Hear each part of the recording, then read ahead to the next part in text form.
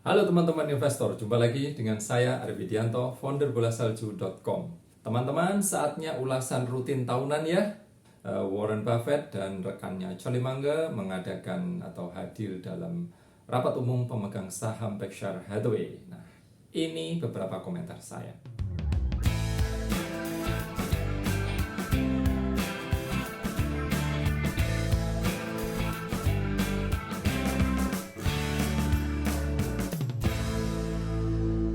Ya, sobat investor, pada akhir April yang lalu Berkshire Hathaway mengadakan RUPS offline pertama kali sejak ada pandemi. Warren Buffett dan partnernya Charlie Munger hadir dalam RUPS itu.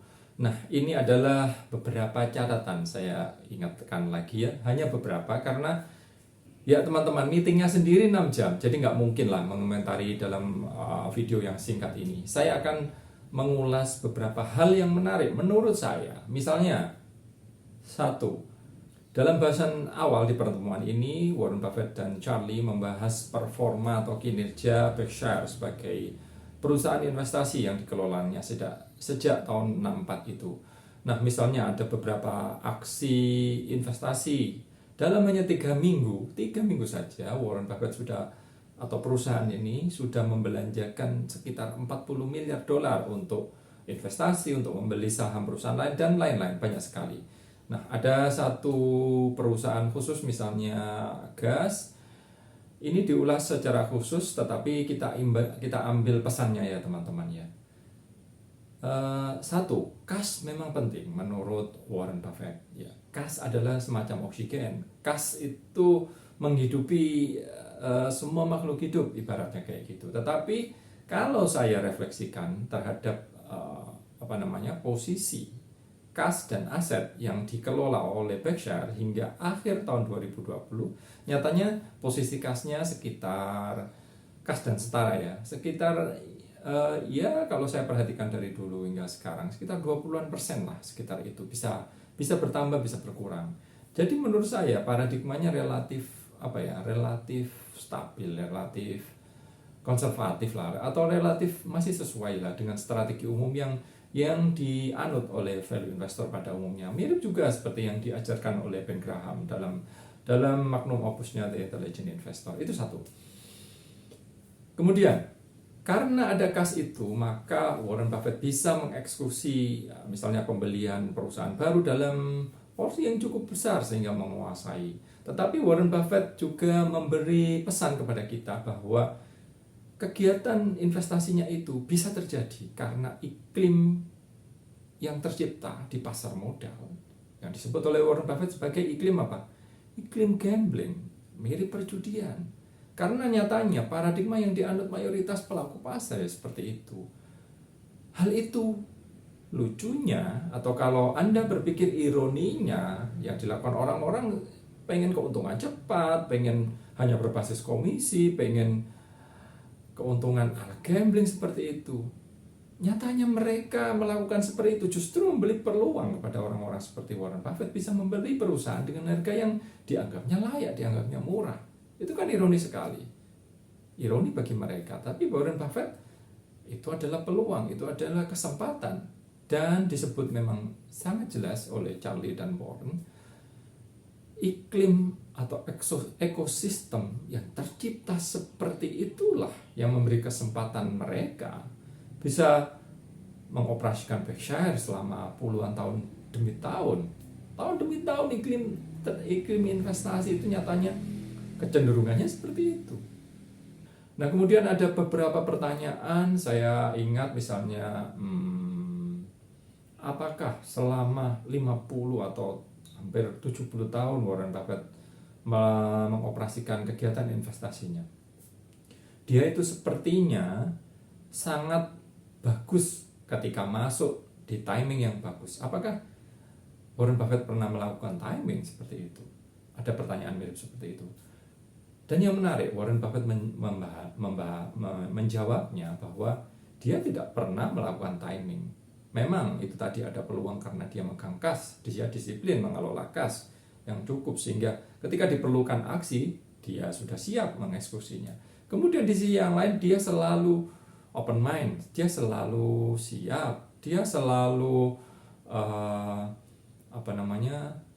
berani mengambil keputusan di saat orang-orang yang lain malah justru menjual aset-asetnya ketika butuh uang misalnya kayak gitu. Disitulah titik pentingnya menurut saya ya. Jadi Warren Buffett dan Charlie tidak pernah melakukan timing. Ini lucu sebenarnya, menarik. Banyak orang mengira bahwa mereka berdua itu unggul dari sisi prediksi, dari sisi timing, dari sisi data-data, dari sisi analisa, sehingga mereka punya akses, mereka punya relasi. Ya tentu saja akses dan relasi itu penting, tetapi punya relasi, punya tawaran, punya peluang, tetapi harganya tidak cocok, ya nggak masuk akal. Ada network tetapi menawarkan peluang, tetapi tidak dikelola dengan bagus, nggak layak juga kayak gitu. Dan saya membaca sendiri banyak perusahaan yang rela diakuisisi oleh Warren Buffett dan Charlie melalui Berkshire Hathaway justru melihat faktor-faktor yang di luar itu. Faktor-faktor apakah mereka ditreat sebagai pemilik yang sesungguhnya, mereka masih bisa bekerja meskipun dibeli oleh Berkshire sahamnya, dan seterusnya. Seperti itu ya. Ini pertanyaannya spesifik. Bagaimana kalau ada risiko tentang serangan nuklir di masa depan? Spesifik sekali. Dan ini saya kira layak dalam sisi paradigma investasi, dalam paradigma manajemen risiko.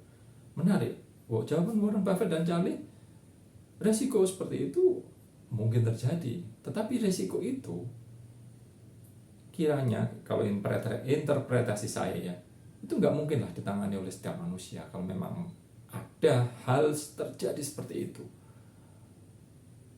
Meskipun Charlie di situ menjawabnya dengan lelucon yang saya tidak akan menyebutnya di sini ya teman-teman ya. Tapi intinya adalah kalau ada seseorang yang bisa menjawab dengan kalkulasi yang mungkin mendekati realistis, dengan kalkulasi rumit menggambarkan resiko itu, Warren Buffett menjawabnya, hingga sejauh ini saya tidak bisa mengkalkulasi sebesar apa resiko itu terjadi, sehingga saya tidak bisa menjawabnya seperti itu. Menarik kan ya? Baik. Kemudian Warren Buffett menyebut bahwa Berkshire adalah semacam lukisan. Perumpamaan begitu aja ya, meskipun Buffett sendiri mengakui bahwa dia tidak paham tentang seni lukis-melukis, dia tidak paham bagaimana itu lukisan dibentuk dan progresnya dan seterusnya. Tetapi ibarat sebuah karya seni, Berkshire adalah sebuah kanvas yang hingga sekarang masih terus dilukis oleh Warren Buffett, belum selesai hingga sekarang. Nah, kemudian kita beranjak ke tema-tema yang lain. Saya menangkap sebuah ini yang menarik. Ya, dalam 6 jam itu, dalam dialog yang ya kita syukuri ya, setelah 2 tahun yang lalu, yang pertama Warren Buffett sendirian, yang kedua kalau nggak salah tahun yang lalu melalui jarak jauh ya, baru tahun ini offline, sehingga mereka berdua bisa balas-balasan joke, bisa saling bertanya, bisa saling meledek, dan saya menangkap banyak insight dari situ.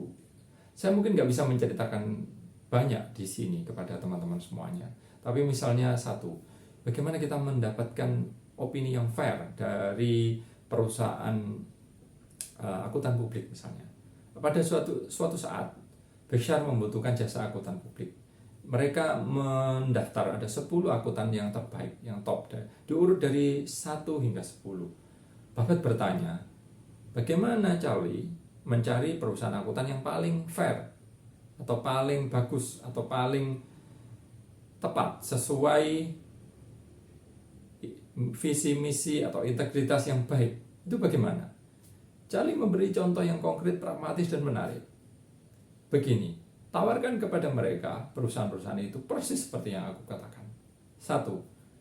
Saya menawari Anda pekerjaan untuk mereview akuntansi Berkshire. Tetapi saya diminta hanya menawarkan sekitar $60.000 untuk tahun ini. Dan ini ada 10 perusahaan, Anda adalah urutan pertama. Kalau Anda nggak bersedia, saya akan ke urutan kedua dan seterusnya hingga urutan ke-10. Seperti itu. Kalau urutan ke-10 nggak bersedia, saya akan menaikkan harganya yang tadi $60.000 menjadi $80.000. Begitu seterusnya dari 1-10. sampai ada yang menyetujui. Artinya apa? Dan ternyata saya bocorin dulu faktanya, dan ternyata perusahaan pertama yang ditawari oleh Warren Buffett menyetujui. Dan Warren Buffett bertanya, lalu bagaimana kamu menjaga image nanti jika ada perusahaan berikutnya yang menawari pekerjaanmu, padahal kamu biasanya bersedia menerima pekerjaan senilai $2 juta. Ini $60,000, bagaimana? Ya, itu nanti akan aku pikirkan, kata mereka seperti itu. Nah, ini menurut saya menarik, bukan trik untuk menawar ya. Menurut saya ini adalah pelajaran bagi kita untuk mencari bahwa integritas itu bukan masalah mahal-mahalan, integritas itu bukan masalah murah, integritas itu hal-hal yang tidak terucap. Pesan Charlie tadi kepada Warren Buffett harus persis diutarakan sesuai yang dia ucapkan adalah sebuah trik psikologi bahwa nanti pada akhirnya jika mereka itu tidak fair ke-10-10-nya, ya Warren Buffett atau Berkshire akan membayar mereka yang berani membayar mahal. Nah, ini kelucuan yang terjadi di bidang finansial. Ini ungkapan Warren Buffett dan Charlie ya, bukan ungkapan saya, bahwa bisnis ini akan bersedia membayar kepada Anda pertanyaan yang susah meskipun mereka tidak tahu jawabannya. Asal Anda berani membayar mahal meskipun mereka tidak tahu jawabannya. Dan akhirnya orang-orang berebut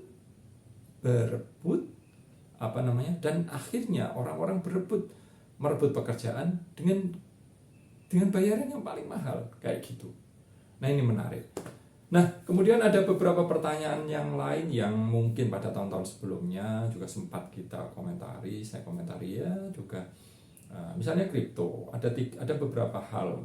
Apakah misalnya Warren Buffett akan bersedia atau mengubah proposisinya atau pemikirannya tentang kripto jika seandainya kripto dijual seharga $25? Buffett menjawab seperti ini, bagaimana mungkin saya mau membeli seluruh kripto yang ada di dunia ini, atau apalah Bitcoin atau apa itu, saya yang nyebutnya apa, Bitcoin mungkin ya. Bagaimana mungkin saya bersedia membeli Bitcoin di seluruh dunia ini meskipun harganya $25? Kalau nanti tujuan saya kemudian adalah menjual Bitcoin itu kepada orang lain dengan harga yang lebih tinggi. Kemudian Warren Buffett memberi perumpamaan lain. Misalnya, jika seandainya ada seseorang yang mempunyai seluruh lahan pertanian di Amerika dan dia menawarkan kepada saya 1% dari seluruh lahan pertanian di Amerika itu seharga $25 juta. Hanya perumpamaan kasar aja. Mungkin dia akan mau membayar itu. Juga ada perumpamaan lain, jika ada seseorang yang mempunyai seluruh apartemen yang disewakan di Amerika, kemudian ditawarkan 1% kepada Warren Buffett mungkin akan mau membayar itu. Tetap kripto, buat apa saya memiliki kripto seluruh dunia? Nggak ada gunanya, nggak bisa menghasilkan sesuatu dari lahan pertanian itu, nggak bisa menghasilkan sewa dari apartemen, misalnya seperti itu. Nah, kemudian teman-teman, Charlie Munger, partnernya Warren Buffett, menambahkan hal ini tentang kripto. Dalam hidup, dia selalu berusaha menghindari hal-hal yang bodoh. Itu satu. Menghindari hal-hal yang jahat, itu dua. Dan menghindari terlihat bodoh dibanding orang lain. Nah, kripto membuatnya, atau Bitcoin lah ya, mata uang kripto, bukan kripto sendiri, karena kriptografi sendiri itu kan sebuah teknologi. Bitcoin sendiri itu membuatku melakukan ketiganya. It does all these three things, gitulah istilahnya, kasarannya seperti itu. Baik, ini menurut saya jawaban kripto yang paling mencengangkan dan paling singkat menurut saya, teman-teman ya. Nah, baik, kita lanjutkan. Kemudian mereka, Warren Buffett dan Charlie, mengomentari beberapa fenomena terakhir yang ada di pasar modal tentang istilah mereka disgusting, menjijikkan lah, bagaimana perilaku pasar modal yang sekarang lebih menyerupai gambling. Kemudian ya nyatanya orang banyak pelaku pasar yang hidup dari komisi-komisi, dan komisi itu besar sekali dan itu menarik sehingga mereka tidak peduli dengan banyak orang lain yang terlibat yang di dalamnya, sehingga akhirnya kalau dalam tanda kutip Warren Buffett dan Charlie mensyukuri ada hukuman Tuhan atas jatuhnya beberapa saham atau aset-aset yang bermasalah seperti itu ya teman-teman ya. Nah teman-teman, kemudian Charlie dan Buffett ditanyakan tentang budaya di pasar modal, masih tentang pasar modal ya, yang istilahnya culture of lying atau istilahnya, terutama di corporate management atau di akuntansi. Apakah ada ide atau upaya Warren Buffett untuk mengubah budaya seperti itu? Nah ini menurut saya diskusi yang menarik. Anda mungkin akan mendapatkan manfaat jika melihat sendiri videonya. Linknya nanti saya sertakan di deskripsi ya teman-teman. Silahkan dipelajari sendiri kalau ada waktu. Meskipun mendengar suara kakek-kakek yang berusia 92 tahun dan 98 ini rasanya sangat membosankan, bikin ngantuk, tetapi saya senang sekali mendengar pada tahun ini euforia mereka mungkin terasa ya. Mereka senang sekali mengadakan acara ini secara offline. Guyonan-guyonannya rasanya mantap sekali pada tahun ini. Entah mungkin saya harus mengevaluasi tahun-tahun sebelumnya ya mungkin ya. Tetapi misalnya untuk pertanyaan yang itu tadi, bahwasanya memang ada budaya atau penghargaan yang berbeda ketika melihat ketika memberi insentif kepada manajemen itu berbeda. Tentu saja itu harus diubah. Korporasi harus berubah, melihat atau memberi insentif kepada manajemen yang berusaha meningkatkan nilai kepemilikan, ownership-nya. Manajemen yang fokus untuk meningkatkan nilai pemilik, ya itulah yang seharusnya diberi insentif lebih bagus. Tetapi tentu kalau dalam paradigma insentif Anda akan banyaklah teorinya, saya nggak akan sebut. Ada yang menyebut teori bonus, insentif bonus itu salah kaprah. Lebih baik insentif diberikan di muka, tidak ada hubungannya dengan performa, karena manajemen memang digaji untuk seperti itu, dan tidak ada hubungannya insentif dengan perubahan harga saham, karena manajemen sejatinya berusaha meningkatkan nilai kepemilikan. Maka manajemen yang terbaik adalah manajemen yang memiliki perusahaan itu, menurut hemat saya kesimpulannya seperti itu. Dan kemudian bagaimana dengan culture yang lain di sisi pelaporan keuangan dan lain-lain. Ketika Warren ditanyakan hal seperti itu memang upaya yang susah ya. Saya sendiri nggak bisa jelas menyebut jawabannya, tetapi Anda silakan pelajari hal-hal tentang itu di video. Nah kemudian Warren Buffett juga mengomentari tentang indeks fund teman-teman, tentang fenomena atau tren terakhir ketika sudah didiskusikan sejak 2 hingga 3 tahun belakangan ini. Saya mengikutinya juga ya teman-teman, bahwa di Amerika terutama perusahaan indeks banyak memiliki mayoritas saham yang ada di perusahaan-perusahaan yang ada di bursa. Ketika sebuah perusahaan masuk indeks, katakanlah indeks major Standard & Poor's atau Dow Jones misalnya seperti itu, indeks fund akan bergerak memiliki perusahaan itu. Semakin besar pula mereka. Dan sekarang fenomenanya indeks fund bisa memiliki, bisa separuh, bisa sepertiga. Intinya mereka bisa majority control. Nah, Warren Buffett dan Charlie menentang, meskipun indeks fund, karena indeks fund itu pasif, dimaknai secara pasif dari awal, sebaiknya manajemen indeks fund atau pengelola indeks fund ya, manajer investasinya, tidak berusaha menyelipkan agenda ke dalam korporasi. Nah ini memang diskusi yang mungkin masih akan belum selesai dalam beberapa tahun ke depan, tapi menurut saya ini menarik. Apalagi kalau merefleksikan bahwa di Indonesia sendiri indeks fund belum seperti itu. Nah ini mungkin berguna bagi kita untuk diskusi, entah semoga panjang umur ya teman-teman ya, 10 tahun, 20 tahun lagi ketika fenomena indeks fund seperti itu.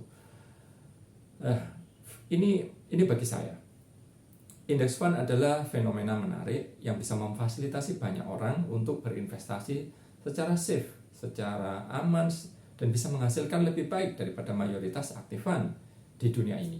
Di Amerika sudah terjadi, di Amerika sendiri performanya bagus.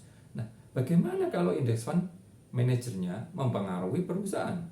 Padahal mereka sendiri orang-orang yang dikatakan oleh Warren Buffett dan Charlie mungkin bukan orang yang ahli di bidang manajemen perusahaan seperti itu. Nah, itu bagaimana?